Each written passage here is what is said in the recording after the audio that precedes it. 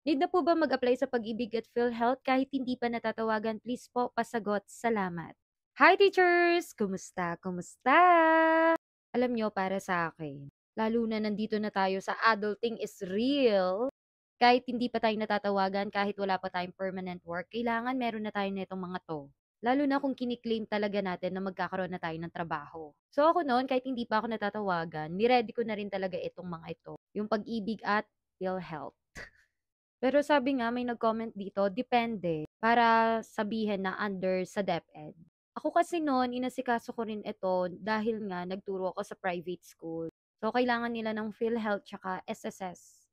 Kaya nag-asikaso na rin ako. So, mas maganda asikasuhin nyo yan habang naghihintay po kayo ng permanent position or ng item. O kaya para sa maging substitute teacher muna habang naghihintay ng item. Mas maganda na naaasikaso nyo na yung mga papel na yan. Para hindi kayo mapagod. Though natural, party yan ng buhay natin, yung napapagod. I mean, ang hirap kasi pag sabay-sabay yan. Talagang maiipon yan. Kada araw-araw may lakad ka. Pero ganyan talaga, medyo habaan talaga natin ng pasensya natin when it comes sa pag-aayos ng mga papers. Kaya mas maganda unti-untiin nyo na para nababawas na. Para pag tinawag kayo, ayun, konti na lang yung aasikasuhin nyo po.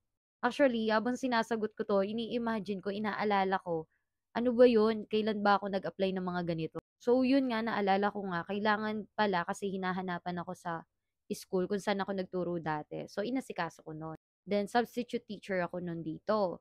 Tapos, inasikaso ko rin yung BIR ko naman no. Dahil nga magsasaba ko. Kasi kahit substitute teacher ka, kailangan land bank. So, sa pag-aasikaso sa land bank, kailangan may BIR ka, ganun. Kaya mas maganda na medyo okay na itong mga papers mong mga ganito. By the way, meron po niyan sa mga online para mas mabilis. So, minsan magre-register ka muna sa online. And then kung may time na hindi, sa SSS kasi hindi na pinapupunta, online na lang talaga. Sa Pag-ibig, may ipiprint ka lang ganon, tapos ihatid mo lang doon, pipila ka lang, mabilis lang.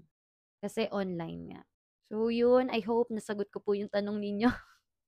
Basta para sa akin, dapat unti-unti inaayos niyo na yung mga gamit ninyo, yung mga papers ninyo. Ramdam na ba? Ramdam na ba? Tatawagan na. Ayan. So, congratulations po in advance. Claim it na. Pag-pre na yan. At yun lamang po. Thank you po.